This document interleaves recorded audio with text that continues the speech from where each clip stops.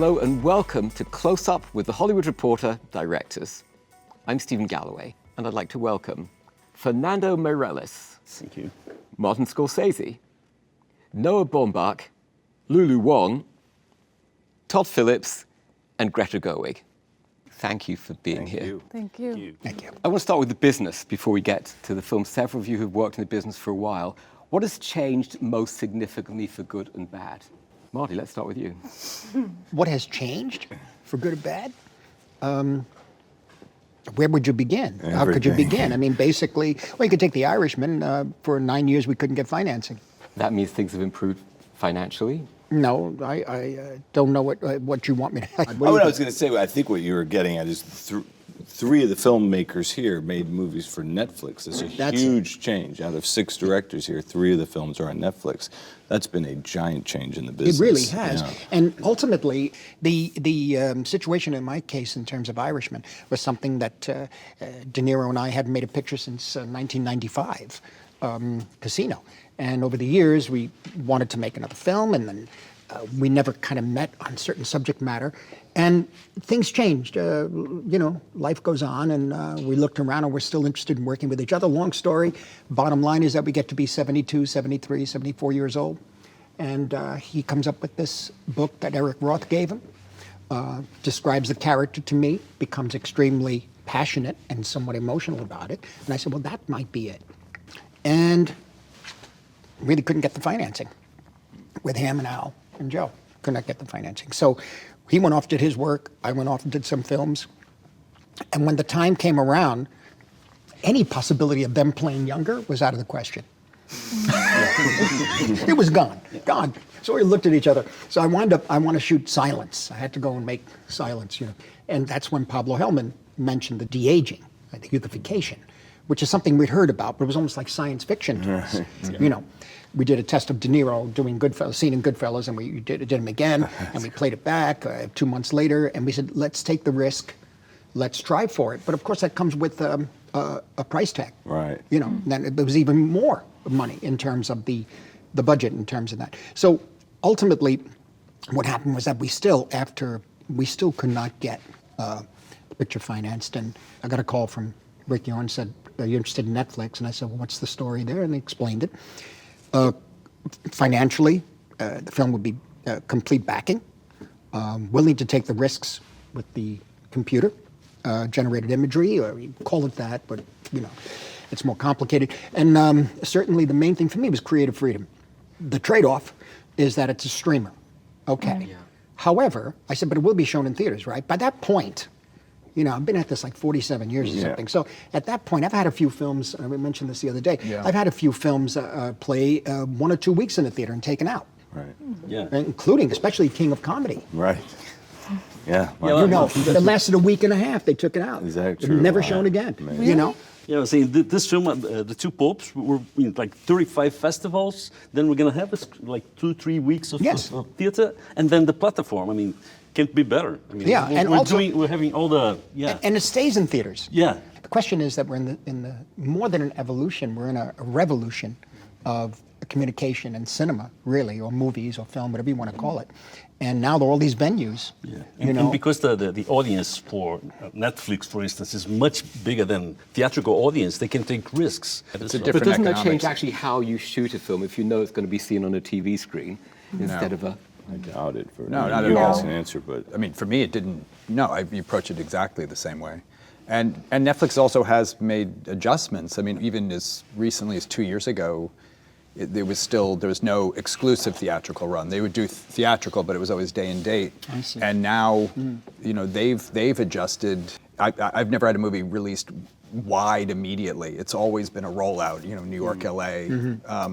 And then it moves out to the thing, and then you break wider, and often that's where there are bigger challenges, because suddenly you're competing for theaters with giant blockbusters. No matter how well your movie may be doing, sort of in cities, and so in a sense, I feel like Netflix almost reflects the traditional independent cinema model now, which is you get to play exclusively in theaters, you roll out, you can kind of have, and then the wide break is Netflix, which in a sense is a more democratic break for these movies than Can I just say, because I have a slightly different perspective on the streaming versus, independent studios, not even the big studios. I'll just say, to be totally honest, I would not be at this table if it wasn't for our small independent studio, because we got an offer at Sundance from A24 and also got a much larger double offer from a large streaming platform. And the financiers and producers, of course, were like, are you crazy? We have to take this bigger deal. And I said, no, it's not about the money. One thing we sometimes don't talk about with some of these bigger streaming platforms is that, it's a different business model. It's not necessarily about making money back. It's about brand. They're building their brand. And when you're an established filmmaker, you are a brand that they want to partner with to help build their own brand. But with newer filmmakers, newer voices, you don't have a brand. You need to build that brand. And I know now, because our film has been in the theaters for 4 months, for a film that's 75, 80% in Mandarin subtitled, but is an American film, to even first of all get that finance, but then to have that play as an American film, 100% Asian American cast, to be seen as an American story, and play in theaters for 4 months, and then for me to be at this table, I know for a fact that if I took that bigger, the bigger money, that they wouldn't have the energy to put behind someone like me to build my brand when they have so many esteemed established directors that are also part of the conversation. I think the negative to it is a filmmaker like Lulu would get lost on Netflix. Or true, because you wouldn't know where to find it. That's right. Things. But you're not going to. These guys aren't. No, but the thing is, on what's right, and that's what they're saying. Their pitch was, we have a huge global platform, like we have millions of eyeballs. But if you look at the music business and you say to a small independent musician, you can put your music on iTunes. Anybody can upload their music to iTunes or maybe even Spotify these days. It doesn't really matter, because if people don't know how to find you, it doesn't matter how wide it is. And there are different business models within the streaming services too. It's not, they have different ways that they treat different movies. One of the things I was thinking, I never thought of it in terms of, and this is going to sound strange, I never thought of it in terms of money. For me, it was desperation. What, $160 million? Doesn't matter. It's desperation. It had to be done. Yeah. Right. And I'm not saying we're relegated. And Netflix did a great job. Would you have done it if it didn't have a theatrical release guaranteed? Maybe. Wow. Oh yeah. It had to be done because it had to be. It was from here, and we're too old now. As you know, Marty said that a lot of the films we make today are theme park rides. Marty, what did you do? What did he say first? He So said, we all understand. I want to be precise that a lot of the Marvel films are theme park rides. I said superhero films. Superhero films. I don't even know Marvel. I remember it was a comic book. You've never been asked to direct a Marvel film? Huh? You've never been asked to direct a Marvel film? No. Who has Never been came asked to me. direct a Marvel film? I have. You have? You? I don't know if I'm supposed to say that. I agree that superhero films are essentially theme park rides. I mean, maybe, sure, but I like theme park rides. Yeah, I could explain a little about what that is. Sure. And you just when you state it like It that, became it's a like big thing. I was it becomes a asking big India. Yeah, I was asking in India about that. Yeah, In so India? in India, I know. because they quote you in the audience and they yeah. asked me, what do I think about Marvel? It's the new thing. We all get asked about it now. No, because What you think. I remember, when Disneyland was built. I'm that ancient, and one of the aspirations of the studios was to become as important, in a sense, to American culture as a Disneyland. And I think the first studio to really do that was Universal Tours. And then you add the blockbuster on top of that, and why not? The sense of theme park has always been there. It's not bad. We used to love to go to amusement parks, but now in an amusement park you have the film. The Kundun ride is amazing. The Kundun ride is, yes, thank you. It's almost as good as the Bringing Out the Dead ride. Yes, yeah. I'm sorry, you No, want to ask I a agree question? with you, because I don't think that theme parks are, and I don't think that's what you were saying, that it's negative. I think you're making the distinction between cinema, the bigger entertainment things, which is really made by committee, and that's one of the reasons I don't want to do it right now. Don't do it. Because I haven't figured out my voice yet as a filmmaker. Right. And I agree that we have to talk about cinema, not in a pretentious way, but when I was on set, sometimes there were some people who were like, oh, the girls want to make cinema. and there was like this No, kind but of that's eye roll. always been the case. That's that? yeah. That's always Oh. been like, only stop with this art business. Yeah. We used to get, and I said, who said that? And I hear it on this set. What am I doing? I'm making a movie. You know? Yeah, exactly. Yeah. You said these are not cinema. Greta, what is cinema to Oh, you? Jesus. That's why, Greta, come I on. mean, really, I just sit look there at this quietly. table. Why me? God, I don't know. I mean, I know it when I see it. I say that. I mean, I know it when I see it. I know when you sit in a movie theater, and I've had the privilege of being on a film festival jury, which is in some ways the really pure way to watch movies, because you have nothing. You have no context for what the thing it is you're seeing, and you don't miss it. From the first shot, you know when there's an author there, and you know when it's personal, and you can feel it. You can feel it come through that's what has to be every protected. moment, every shot, and the actors and every piece of it, and it just doesn't miss you. And I don't know that I can explain it better than that, but you just know it when you see it. And sometimes, for whatever reason, a stretch will go by, and I don't see something that hits me like that, and then I'll go to the movie theater and I'll see something, and it makes you fall in love with the form again. yeah. I don't know. I would say I love like when you catch. We've talked about this. Is like you catch something on. You just turn the TV on, and you're in the middle of a movie, and you know immediately there's a personality and a voice behind it. That's. There was a feeling in the 70s that every film you saw could change your life. That's right. Todd, is that still true today? I mean, I think it is, but if I go back to what Marty said about cinema, and because I think really he got a lot of heat for it, but I understand fully what you were saying. You know, when we were struggling to get Joker made, which sounds funny because it exists in the superhero world, but it's really not one of those movies. In fact, it was greatly inspired by the works of Martin Scorsese and Sidney Lumet and other filmmakers that I sort of grew up worshiping in the 70s and early 80s, and their movies. But we had a really hard time getting that film made, which seems insane today, now seeing how well the movie's done. We spent a year at Warner Brothers, and I saw emails back and forth, literally where they said, does he realize, meaning me, does he realize we sell Joker pajamas at Target? And so Is that true? It's very what you're saying. Where doesn't the movies come first, the pajamas come second? Like, are the pajamas dictating the movies? No. You can't make your decisions based on that. And that was my argument, of course, was we're really going to dictate, movies based on pajamas. but it exists, this idea. But you know those pajamas when you see them. How do you navigate that system? How do you deal with Warner Bros? Do you get one person to be your ally? Yeah, or you do. Who? And one by one. I mean, the problem at Warner's for me was the regimes change so often. Oh, God, yes. At a lot of Yeah. studios, Yeah, you've been that at happened, studios, yeah. and so you finally get everybody on board, and all of a sudden they're gone, and now you're starting over. And when you start over with, sometimes people don't like to inherit other stuff from Definitely other people, not. right? So you're King of Comedy was a good example. Was it? Yeah, yeah. So you're overcoming that, but I mean, this film in particular, luckily we had the head of marketing who didn't change, Blair Rich, who really championed it from the script and got what we were trying to do, got that it was sort of an anti-comic book movie, so to speak, that it was a character study, a deep dive, and really a movie, that explored mental illness, that explored compassion, that explored all these sort of things we wanted to do under the guise of a comic book film. And in fairness to Warner's, I mean, when you see the movie, you've seen it. It's a bold swing for a studio to take. What did they ask you to change? They didn't have to change anything. I mean, that wasn't part of the conversation. It was just about yes or no. And DC Comics was involved because they own the character. They didn't ask us to change one thing.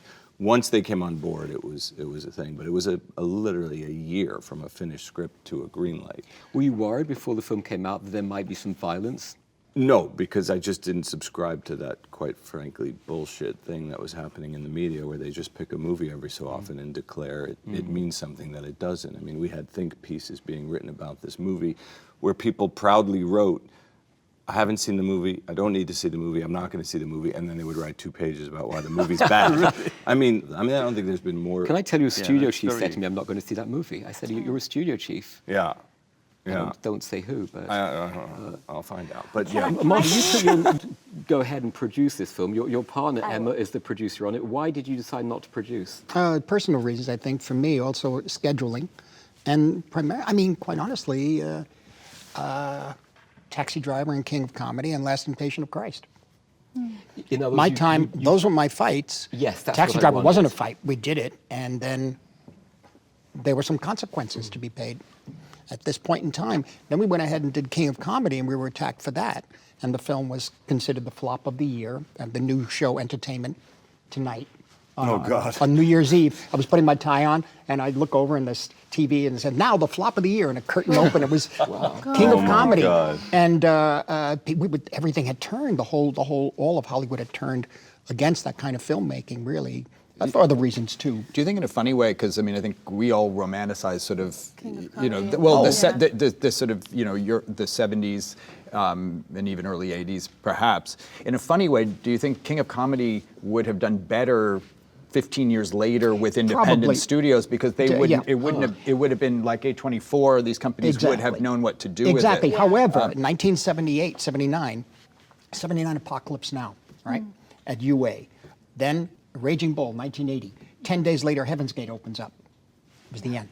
Wow. I'm not saying Heaven's Gate's a bad film. I'm just saying Yes. they finished this off. They had enough of these crazed auteurs. Yeah. And everybody, including the critical community, particularly the New York Times, one review, the film closed one night.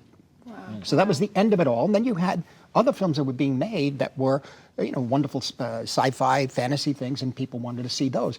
We go ahead and make King of Comedy. We just made Raging Bull, so when people went to see it, they expected De Niro as Jake LaMotta again. Right. And that changed things, you see. Yeah. And at that point, also the studio had changed. Right. So they said, It's we're not always doing hard, it. yeah. Gone, picture, finished. Right. So I went and I tried to do Last Temptation of Christ. It was 1983. I spent the whole year here. And 6 weeks before shooting started, it was canceled. At which point I said, I think I should leave. So when you said, you had death threats when you did Last Temptation. Yes. I went through it all. I can't go, you know. When you Yeah. say you don't want to go through the fight, did you mean you didn't want to go through that again with Joker? Or you didn't want to No, go it's through an the fight issue. with the It's a studio? personal issue about the kind of picture I want to make at this point in my life. I'm more comfortable with this picture, Irishman. I'm more comfortable there. You know, if I can help a younger filmmaker get something going. But Todd knows he's done the Hangover things, and you know, we were talking about this for quite a while. Silence So is a Yeah. But We had Fernando, a- go you live outside the Hollywood system. Yeah. And I don't depend on it, so it's great That's- for me. I'm in a so very good how are situation. those- Yeah, is it's it- true. I'm in a very good position here. If Yeah. you're an international filmmaker, are you in an easier position or is it tougher? Has that world changed too? For me, it's been easier. I mean, because I don't have the involvement. I don't have to make people like me, you know. So I can be very. And Government I'm support? finding very good producer that supports what I want to do. So I'm being very independent in whatever I want to do, and without having to please people around, because I don't depend on the. Do you get this? Yes. I'm really There's a very good thing about being an outsider and wanting to be an outsider. You know, Did you ever think of moving to America? No, I have very, very deep roots in Brazil, family, and I like to direct in Portuguese. What I'm doing the last years, when I went to direct in Portuguese, I'm doing TV series, and because it's different. I mean, I understand English, but I don't feel English. You know, when you like if you say mango tree, in English it's just a tree. In Portuguese, mangueira. This is my mother. Yes, that's better. I feel it more So too. much, so I have to direct in talking. Portuguese sometimes. Yeah. And that's the. What was the toughest thing about making two popes? I think when I read the script, I loved the dialogues, and I said yes. And then I realized that the film was two men talking about religion. Quite exciting, isn't it? Just It is very exciting. and how to make it cinematic. So that was the big challenge. How big was the bankability of your actors a factor in making the film? Were you at all like? No, I was completely free to cast. And to be honest, how I cast Johnson Price, I Googled when I signed the film, I looked for pictures of the Pope just to see how he felt. And there was a lot of pictures of him next to Price because they look alike. So it was the obvious choice. Yeah. So what I did, I said, well, this guy, I mean, he's a good actor. Jonathan And I Pryce is checked great. his work. Yeah, you're lucky it was he's Jonathan great. Pryce. He's amazing. And then I watched an interview with him, just him being himself. Yeah. He's great. And I felt he's so humble and funny, and I said he has the same kind of energy for the Pope. He's so Maybe this guy simple. look alike and has the same. Let's go for him. And I mean, Did you ever watchable? meet either of those popes? Well, I shook hands with Pope Francis, and I told him, I'm making a film on you. He couldn't care less. He said, really? Yeah, good. Really? He really... You had a screening of Silence at the Vatican. didn't Yes, you? but he was not at that screen. He saw it later. Yeah, yeah, and He you know, streamed it. He's starting to die.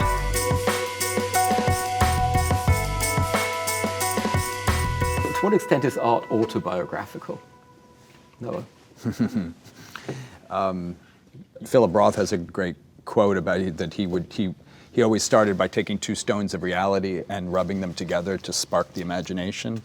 And I find, I respond to that because I often, I like shooting in New York. I like to shoot on streets that I have memories from childhood, things, and it, again, doesn't have to have any resonance with the specifics of the movie, but it puts me in a place of creativity. I feel like so much of what we do is a kind of conversation with the child we were, and it's that place of play. I try to use all of these things, and I put then familiar people in the movies, friends, my doorman, our doorman.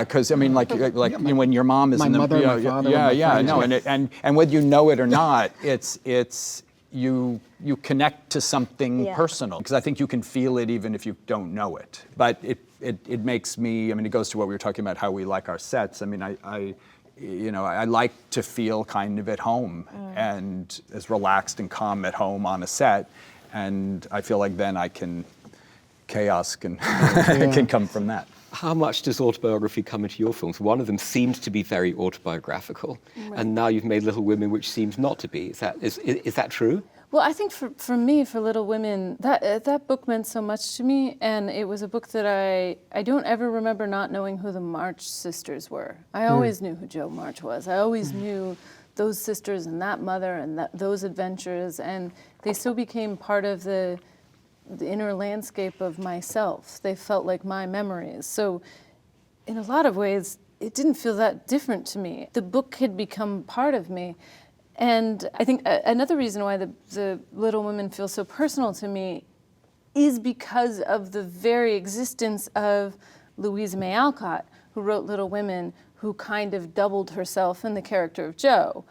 And the distance between what was real and what was false is emotional to me. Things like, she did have 4 sisters, and they did struggle. However, in the book, the March family are the genteel poor, and in life, the Alcotts were wretchedly poor. Louisa was working by the time she was 14. She was out sewing all day, and she wrote stories at night that she sold for almost nothing. And she taught herself to write with both hands, because when she got home, she could only write so long with her right hand, and it would bleed and cramp. That's not cute. That's serious. And I think I think there was something that I inherently responded to about that distance. And then what I kind of did with my film in terms of starting when they're adults, and then childhood becomes a thing that you go back to because it was the last time everyone was together, and that you were happy in this way, and you felt like anything was possible, and adults have more limited options. And I felt like if I could somehow address that reflexivity in the narrative of my film, it both mirrors what I go through, because you're always making something that's away from you but part of you. And then, the scene of her trying to sell a story, I took that almost verbatim from the book, because, I know exactly what that is, to sit in front of somebody and try to sell them a story. And they're telling me I need to make changes, and I'm figuring out how many changes I can make and still live with myself, but I need the money. That's something I understand, and also these characters are so close to me. So I don't know, I sort of felt like I needed a chart to explain that, but I think I got it across. Do you feel that Hollywood is improving in its portrayal of women? For so long, there was a sense from the studios that there had to be, we're making films for a male audience. Is that changing? Well, changing for, what's Hollywood, right? Like exactly, it's changing. It's different filmmakers. I think, if you have women tell our own stories, then it's changing, because it's our perspective, the way, and we were talking about this, that when people always ask, what does it feel like to be a female director? And it's like, I've never been anything else in my life. I can't compare the two. I can't be like, So it's just a different perspective. Well, I also think that I'm just wholesale stealing this from Meryl Streep because she's very smart and she said this to me. I think it's hard to make a diagnosis in a way because, you know, when you think about the movies and the female characters and the actresses in the 30s and the 40s and the 50s, and you think about Carole Lombard and Rosalind Russell and the kind of things that they could do in films, you know, they're great characters. They didn't invent them yesterday. But Meryl said this. She said, well, Rosalind Russell can come in and yell at anyone and give him what for because there's no actual chance she's going to take his job. Like, in this day and age, there's an actual chance that you'll take their job.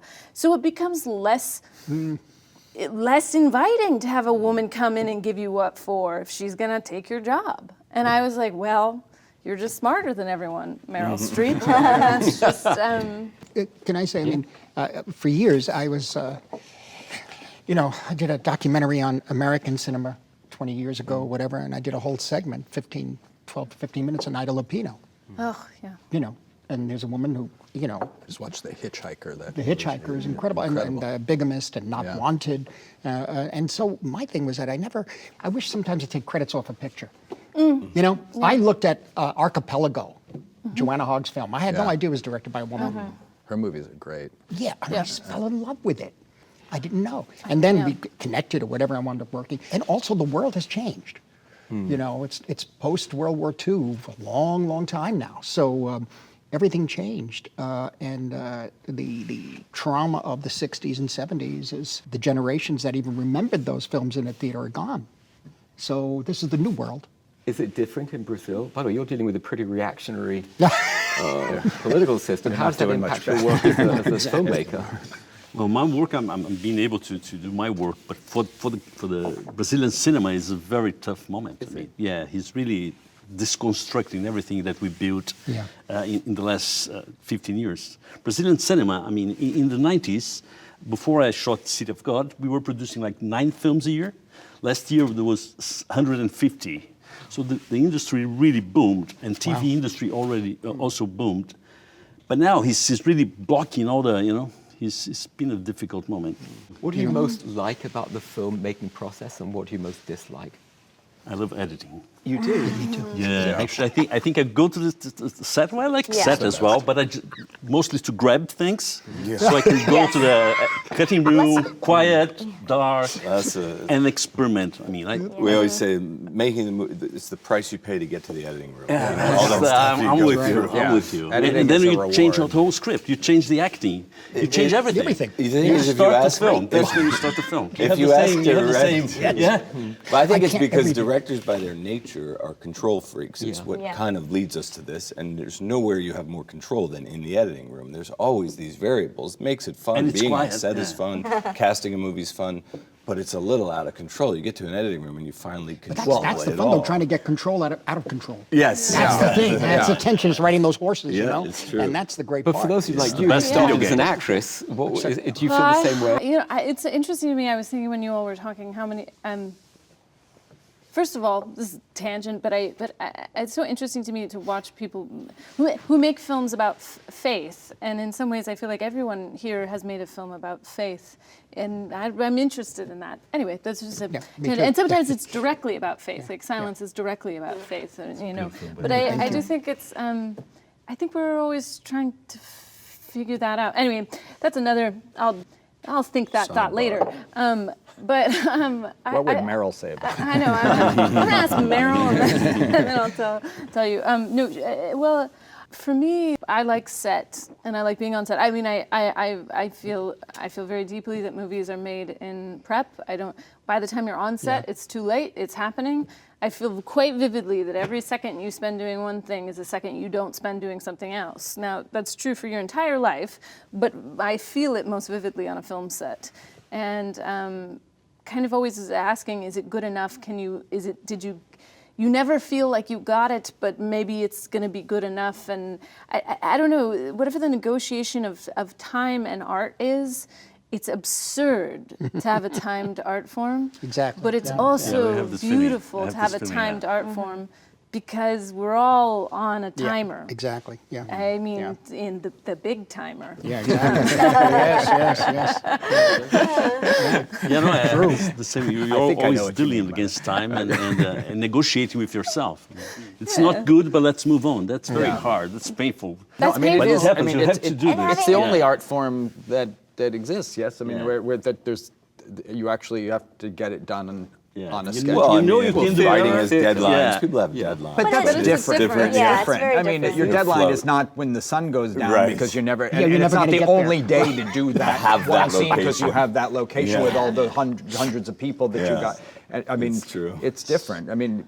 And deadlines are good too because it Yeah. creates. Yes. It's good. Yeah. You want to create. I mean, Yes, where yes. there aren't parameters in filmmaking, I think we all kind of create our own rules Exactly. because you want to have need those it. things. Yeah. When No, you and do- sorry, Lulu, go ahead. Well, no, I was going to say about the faith thing. What I love about production is it is an act of faith. You know, every day you show up on set, is it going to rain? Is it going to, what's going to happen? And then if you know what you want to say, like if the circumstances aren't what you expect, you have to change what you were expecting and you have to make the best out of that situation. And so many times, you know, when I look back in seeing the final film, I think, oh my gosh, like this worked out so much better than what I Exactly. could have planned. For example, I shot in China at my grandfather's grave. You know, my grandfather died when I left China. Right after I left China, I was 6. I had never saw him again. And every time I went back, it was just to visit his grave.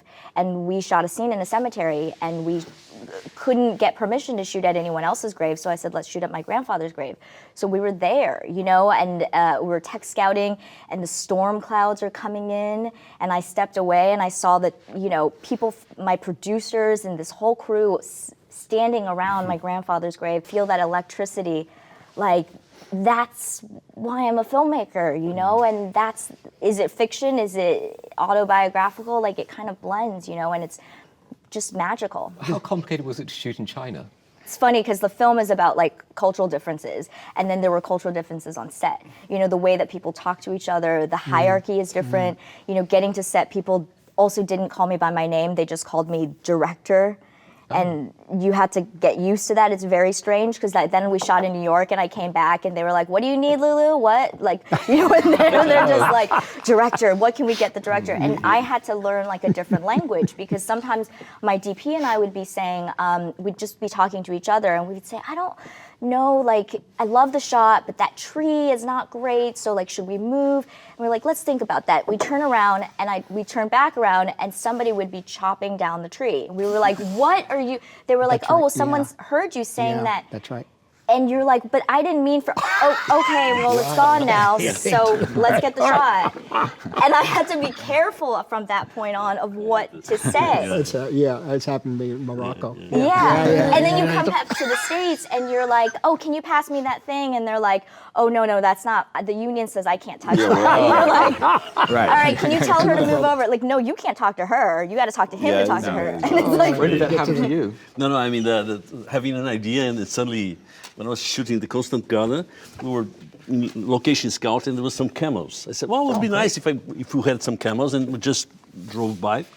And then 2 months later, the producer called me for a meeting because they're bringing camos from the Ethiopia. Oh, that's right. The guy had a plane. Ethiopia. And they were they were showing me. I mean, this is the camel. We have 8 or 9. Yes. It's enough. Oh, Or my 12. God. And we can Yes. bring 12. And say, no, please. Just a comment. No, please. Just nice camels. Oh, that's yeah. No, that happens all the time. They ask Yeah, for it does. snow. I Well, asked for snow. We especially were doing here. gangs in New York. I was asking for snow for the whole set. For one, I said just a dusting of the set, a dusting. Okay. Afterwards, the producers came to me and said, "Marty, this is Italy. They think you're the biggest thing, right? They're bringing Matterhorn. They're bringing the mountain. You ask for snow. How much do you need? Will you go and point out where it should be?" I mean, I did. I realized, oh, they're right, okay. But they wanted, oh, Maestro. So it was a whole thing. but that's wonderful, You have right? to be That's a careful better with- problem to have, I think. You know? It is Care true. too much. How tough do you have to be a director? Do you have to be prepared to make enemies? Do you have to be prepared to have people not like you? I mean, I used to joke and say, directing is you wake up, you have 42 fights, and you go to bed. Yeah, that's right. Yeah. But you also have to have an incredible amount of empathy with actors and really understand what they are doing and how they're putting themselves on the line. So, yeah, you have to be tough in certain regards with the studio, with sometimes with the crew as far as moving at the certain clip, and all that, but you also have to have a great amount of empathy, I Yeah. think. And so it's a mixture. And communication. I think it's about clarity of so often, especially shooting in foreign countries, it can be. You were saying this before at some point about it can be a miscommunication too, yes, and yes, you're yes, fighting, yeah. right? Yeah. And you think you're being tough, but it's like that with all departments. With I haven't worked with a studio, but with producers, so often you're fighting, but it's really just about. Like, oh, you didn't understand what I was trying to do Talk and what I to was each other. saying, and Yeah. and sometimes you go, well, it's because I say so, and you can do that, and you can be tough. But I find it works a lot better if you say, let me explain to you why this is important It to does, me. yes, And one-on-one. Yeah. Exactly. It takes the time. The thing I always say to sometimes is like, don't ever say to me, but you said. Right. You know, like, you know, I I may have said that. Well, no, and I'm sure I did say it, but it's like, but you now said, it's yeah. Now it's changed. raining. Yeah. Or now it's different. and I find a lot of what you want to create time to change your mind. You know, you go in with this battle plan. You've got all this stuff. You know, like you're saying. You prep everything. You go in there, and then you want to have the freedom to do what's happening there. And sometimes it matches up with what you brought in, and sometimes it doesn't at all. And Do you storyboard? I don't storyboard because I can't draw well enough, and I don't like having another barrier, like hiring somebody Yeah. to Oh, that draw doesn't for work. me. I That can't doesn't do You work. don't storyboard? No, I do. When I was a kid, I did my I first love your movies little drawing. storyboard. Yeah, I've seen it. Yeah. Then you shoot as your storyboard. It's just on the day, just. Well, if the picture is, I kind of imagine it here, Yeah. and if the script, it depends. The script has to be open enough. The scenes have to be open enough for us to improvise if we need.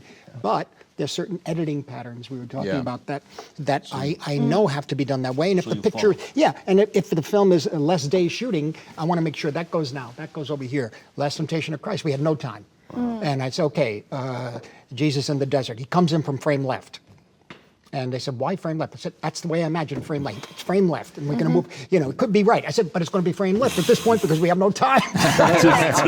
Change it, yeah. And so then other times there's some miraculous things that happen by accident. Like what? I was just, I don't know, things. I mean, you talk about, I made a lot of films. Irishman. So, an Irishman. Just the look. I knew it. The look of Bob and Pacino in their blue pajamas. And that changed everything. Even the entire crew. We just kind of, we were kind of hanging out a little bit. Everything was very intimate and very sweet. Well, I haven't seen it yet, but when you said that, I just remember De Niro in his pajamas in Casino and thinking how that felt. No, this is different. It's different, okay.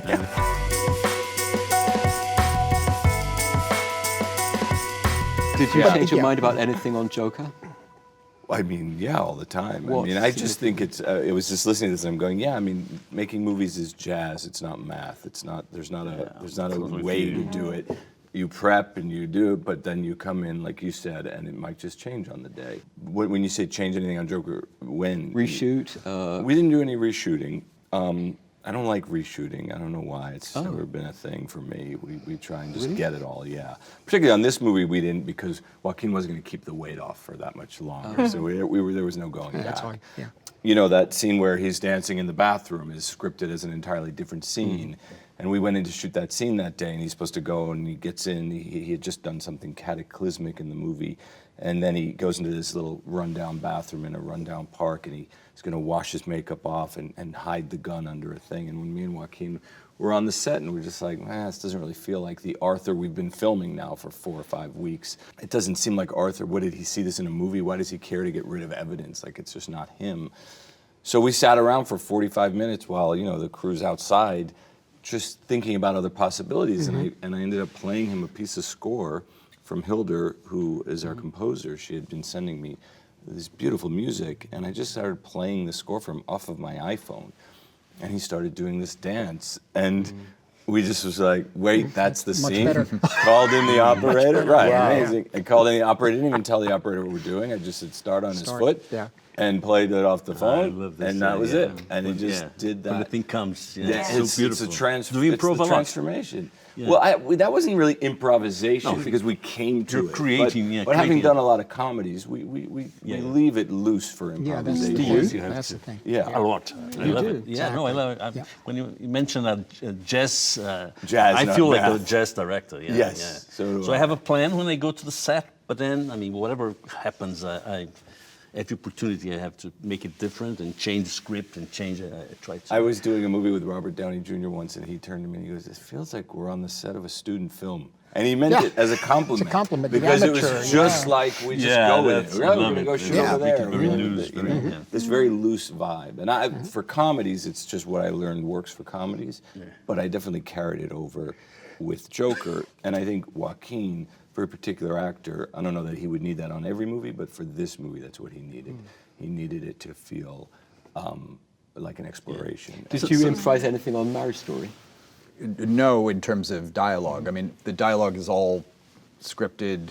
The overlaps are scripted. Where people come in the middle of lines, we block it all very particularly. But for me, I find by creating these parameters, it actually gives what I think the actors would refer to as improvisation, because it's not new lines, but it's freedom. It's freedom. And there's a scene where they have there's an 11-page scene between Adam Driver and Scarlett Johansson's characters, and it starts slowly and it moves. And that was something we rehearsed extensively and blocked out extensively. But obviously with them, all of it was both where I wanted to move the camera, how I wanted to edit it, the editing patterns. When the close-ups, I knew I wanted certain movements on cuts. So I would say, turn left here when you say this line, lunge forward here.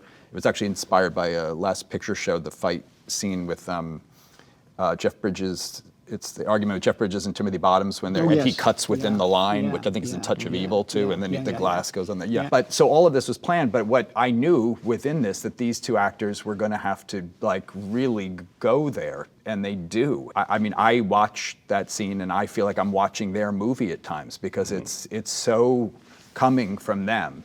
And so in that way, it feels totally like improv in that way. I mean, something actually Mike Nichols said about acting. He was saying he thought about it when he used to do improvisation with Elaine May.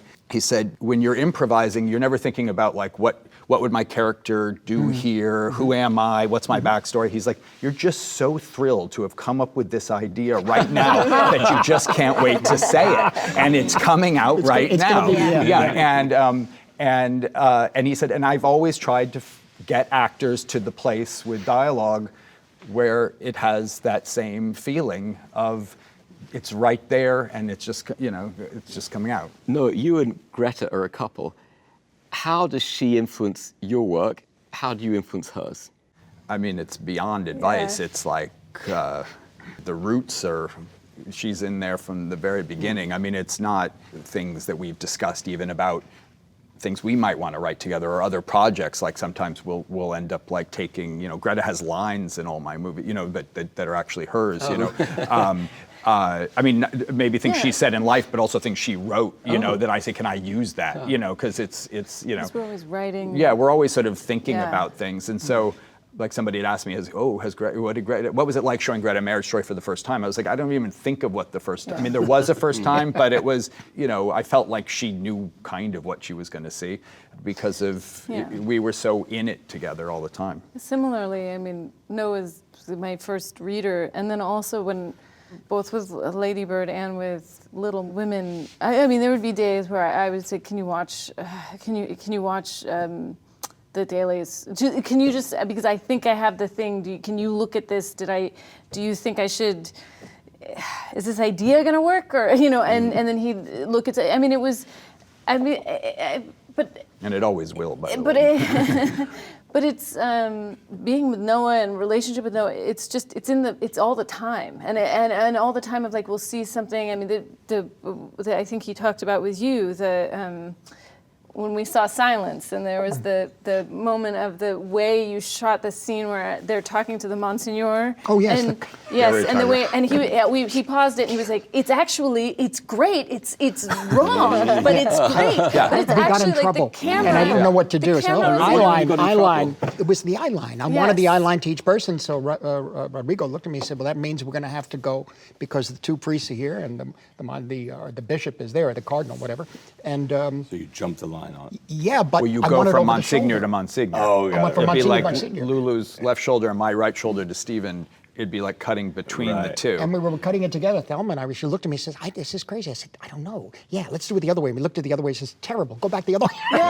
And we got back to the mistake, which really, a mistake. It was like we were forced and I into lifted it. that but mistake. used to, yeah. In Marriage Story, I do this a few times because the movie is all about Perspective. It's so much about perspective and about who are we with. And so when they're talking in the very beginning of the movie to the mediator, I go.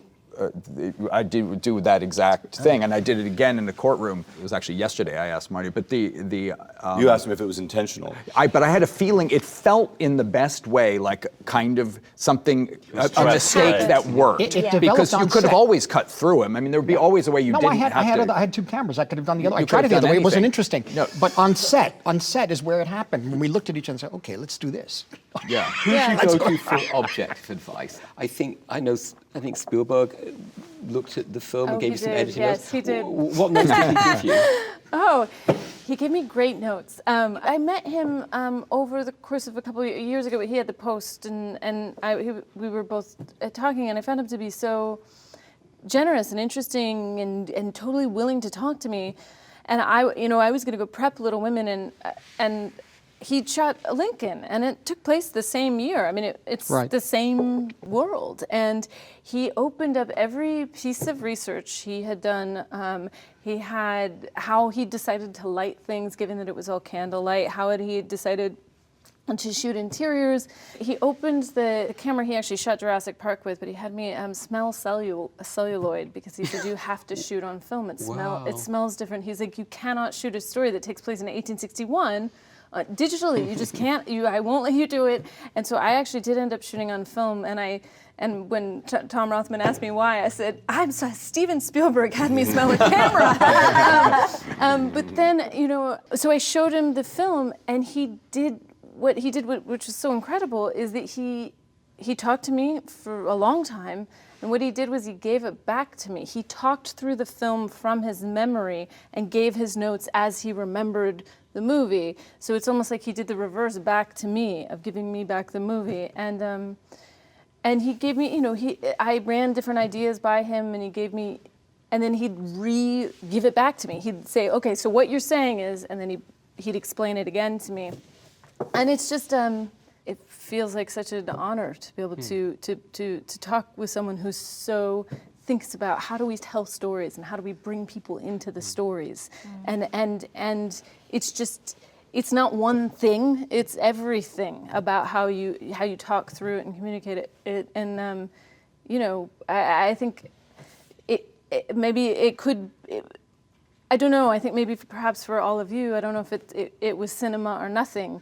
I don't know that it was cinema or nothing for me. It might have been theater or something else, but it's a wonderful thing. Fernando, was it cinema or nothing for you? No, I'm an architect. Oh. And before that, I tried to be Really? a biologist. But when I was finishing school, I started making experimental videos, and video was just coming out, small eumatic videos, and started doing some experimental stuff for museums, this kind of thing. And then I moved on to television and then to films.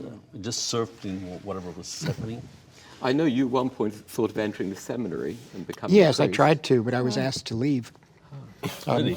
I left Asked you to too. leave. after 1 year. Preparatory, it was terrible. I was only 15 years old, and I realized when I got in there, this is a big commitment. And it's not about No, it's not about yourself. It's this idea of how you give to other people, what you can be to other people. I was too young. I didn't understand. There was this priest who was a mentor to me, and he was an extraordinary man. Just passed away a couple of years ago, and I wanted to be like him. But you can't try to make a vocation, a calling, because you want to be like somebody. You have to find your own. And there were working class people that, you know, we had no books in the house. There was not a reading culture, and we couldn't go to theater. It was too expensive. So it was always movies, and I had asthma, you know. And so, and the streets were pretty tough. Either you make it in the street or, you know, the church wasn't bad, St. Patrick's Old Cathedral. And I found that they were talking about other things that, I heard it in the family. But I found that there was something else going on there about compassion and about what our lives are supposed to be about. And so I tried, and but I found it was channeled ultimately into, I had no choice, basically. I was obsessed with the frame, perforation by perforation. Do you see like making films, being an artist, as a spiritual practice in a way, or as a leadership in a way, an artistic leadership? I've said that, and people, oh, it's so pretentious and stuff. But the point is that if you work that way, and you've got a gift, let's say, and you work, it's like a prayer. Yeah. So when you go to work, it's praying. You know? Yeah, I had that thought actually. I had like a little moment of revelation when I watched Two Popes, because first of all, there's a quote in there that says, "Truth is vital, but without love, it is unbearable." This is Pope Benedict. Yeah. Yes, it is, but I heard it Yeah, because I didn't know that much about his story until I saw the film. And then, you know, his whole philosophy of like spiritual guidance, how do you do it from within a palace? You know, how do you do it if you are up there separated from the people, right? And he is part of the people. He says the carnival is over. So he doesn't want to wear the costume. He doesn't, and it really made me think, because I'm very new to all this, you know, and this year I've been like in cars and hotels and like, you know, a team of people suddenly around me, and it's like literally 6 months ago, I was like I was just like talk to people. If someone wanted to talk to me, I would just talk to them. And suddenly it's like this kind of separation. I've been dealing with it, and when I watched your movie, I had this moment of revelation of like, this is why this year has actually been such a struggle, because how do I keep creating if I'm separated? And how do I, you know, we're trying to figure out where to live, and like we're gonna move and get a house. I'm like, I don't want to live in the hills. I don't want to live up there. Right, you know, I yeah, want to live right. in a city. I want to walk out and be able to like talk to the baker. I don't know. It's a test. It's a big test. It's a test to you know, you have to hold on to the creativity. How do and you say hold what's on? more important, what the value is in the creativity. You say, wait, you know, I was out here for 10 years, and you know, I found that you know, a friend got a car and I had a car, and then they got a nicer car, and then you know, and I said, and then I realized, no, I'm not interested in that. I went this way, making the films. But the point was that ultimately I can't see how you could sink into a situation where you think of the temporal issues, you think of a bigger house, you think of a field beyond to buy that house, and what are you going to do with it? You have to go back to the creativity and protect that. And the only thing I could advise is maybe, under the circumstances now, you know, live with the special person kind of situation, but to facilitate you to continue to focus. Does it help or hurt having a partner? I should say Lulu is with Barry Jenkins, who's an extraordinary director. Does that help or hurt you with the artistic side of your work? It helps because I have the support. I don't think that anyone can possibly know what we do, and there are so many women doing this too, where I'm like, you know, I'm not home. I'm not going to be home for months, you know, and are you going to be okay with that? Like, not a gender thing, but I think few partners would be okay with that, you know. I agree, yeah. But I do think it's specifically with women, it's even harder. And so it helps to have somebody who's been through this, who knows. But we don't collaborate in the way that you guys do either. There is a lot more separation because, you know, we've been together maybe for less amount of time, but also I like having that separation. You know, I like having, but you guys have had a long working relationship, you know, as well as being like romantic partners. But I think for me, it's nice to have the separation because yeah, we come from two different worlds, and it's also nice to like have him be really fresh eyes. And also we're just different people. Like we approach things very differently. Like this is too much information, but we recently got in a fight about where to live. And he was like, I've been looking at houses in the hills. I was like, you didn't ask me. And he was like, it's such a great surprise, right? And he was like so excited about it. And I was like, I don't want to live in the hills. I want to live with the people on the ground. I need to be in a city. And he's like, but then we won't have a view. And I was like, True. I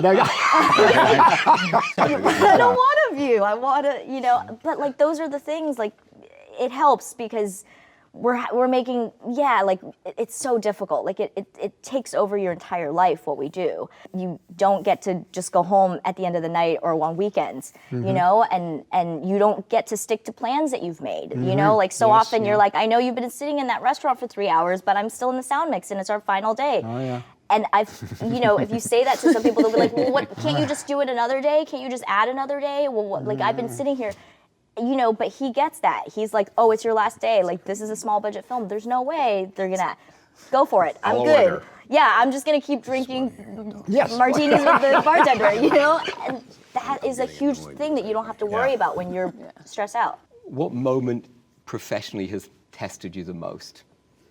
Probably what we've gone through on this picture, you know, with Joker was pretty rough, as crazy as that sounds again now, through the media, that the movie is, you know, made to inspire violence or to all the things that really weren't in there for me and Joaquin when we were making the film, for something to be misunderstood before anybody saw it. So to me that was a great test of just, all right, we'll just keep calm and let the movie speak for itself when people can finally see it. I mean, you know, when we premiered at Venice, we had a great screening in Venice. We won the Golden Lion. It was a huge deal.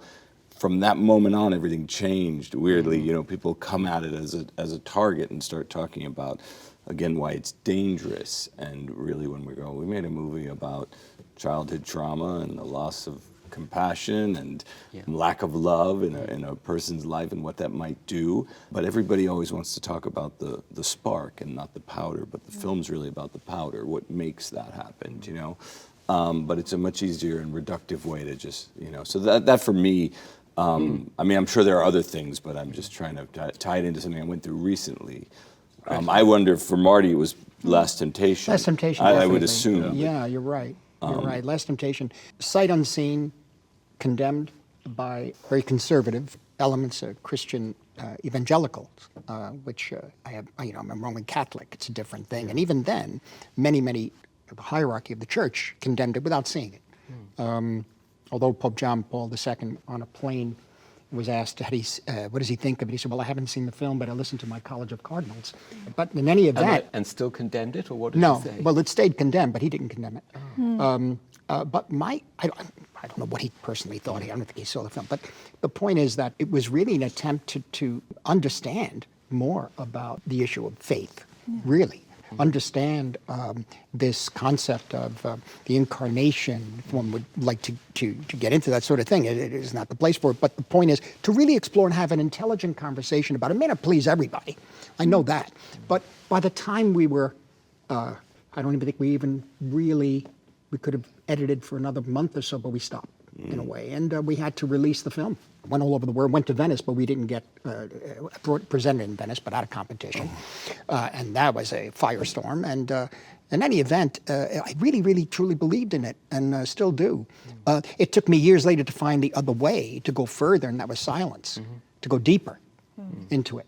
You know, so that what happens is that the iconography of Last Temptation is so you know, it sets off people right away. Better to go behind, somehow go around the iconography. But I wanted to tell the story that Cousin Zacchaeus wrote in the book. It's just an idea. It's not based on the Bible. It's not based on the New Testament.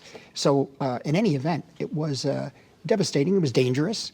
But in a funny way, something happened about a week before it opened when I was watching all this stuff go on. I realized, you know, the film isn't even important. It's not important. It's about what's happening now. And it saddened me, but it made me realize maybe art is important, but there's something beyond that, you know? And that's what I had to deal with in myself, really.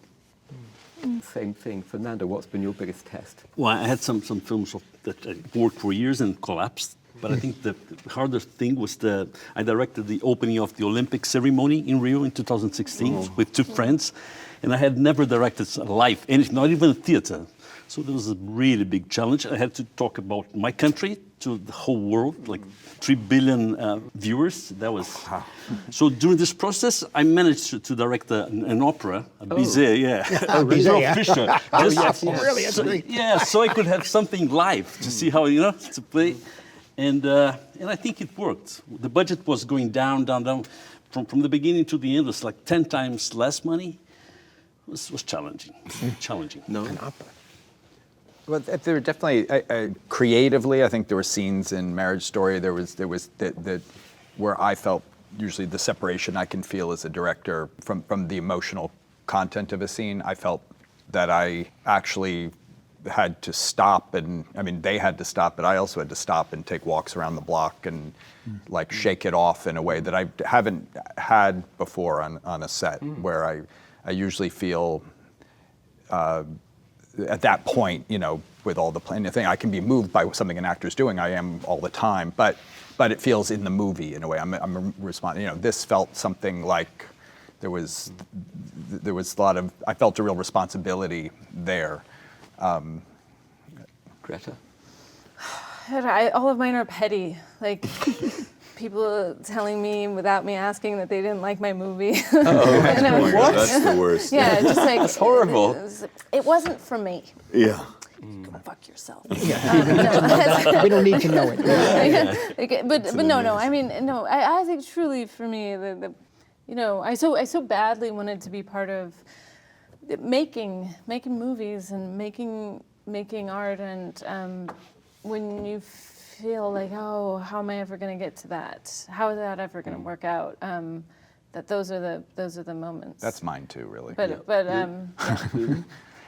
Well, when I was trying to make The Farewell, American producers said, this is not an American film. It's maybe a Chinese film. You should maybe go talk to Chinese investors. I went and talked to Chinese investors, and they said, Chinese people are not going to get it if your main character has this Western point of view, right? And then both sides were like, but we would be interested in making it if you changed these elements, if you made it funny, if you brought home a foreign American boyfriend who didn't know how to use chopsticks and everyone could laugh.